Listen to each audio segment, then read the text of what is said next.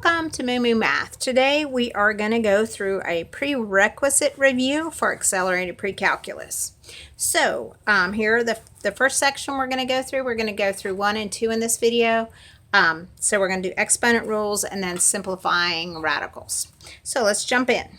So the first problem, we have -2 to the second power. Now notice the negative is not in, or the negative's in parentheses, but it's not inside the 2. Like the -2 is not being squared.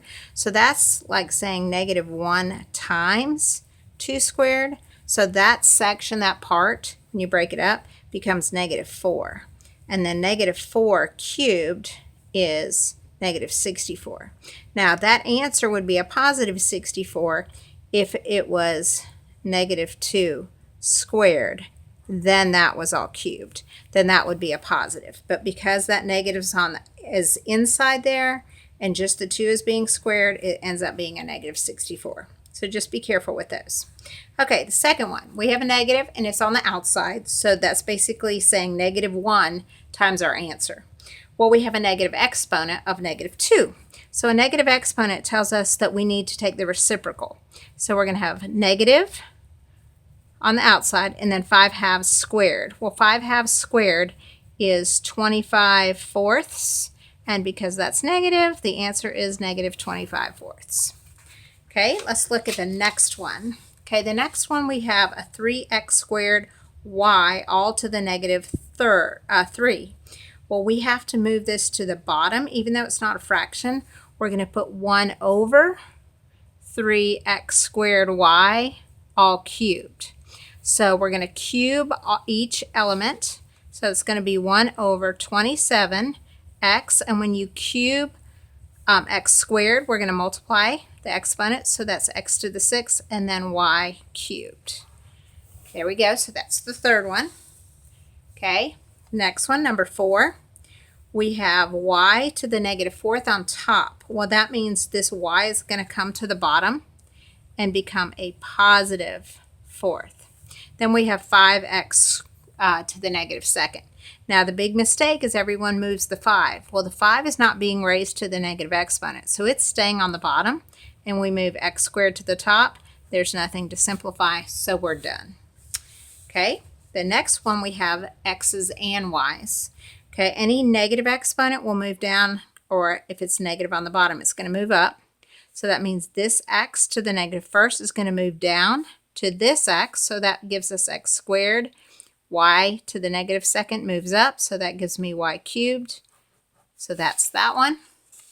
Okay, now let's look at number 6. Okay, number 6, let's go ahead and deal with our negative exponent. So we have a negative exponent on the y on the bottom. So I'm going to move that y up top. So that's going to be 3x y to the 11th. And we're left with just the 2 in the denominator. Then we have a -7y and then 42x to the 5th.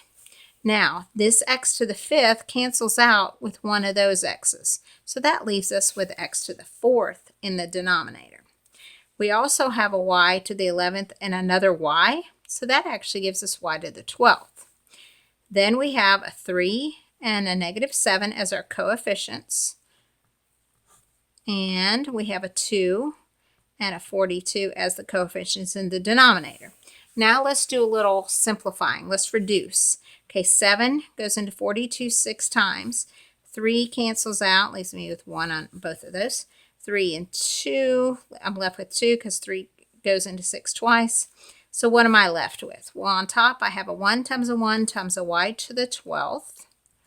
And in the denominator, I just have a 4 and a 4, and I don't have any variables in the bottom. So we're done.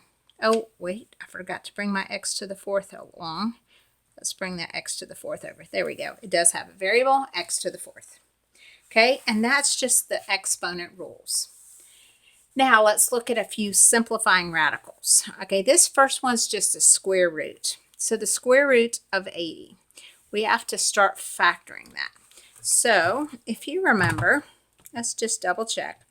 80 divided by a perfect square of 16. That gives us 5.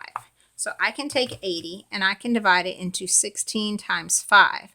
Well, 16 is my perfect square, so I can bring a 4 out because the square root of 16 is 4, and I'm left with the square root of 5. So that's just 4 root 5. Now the second one is the 4th root of 32.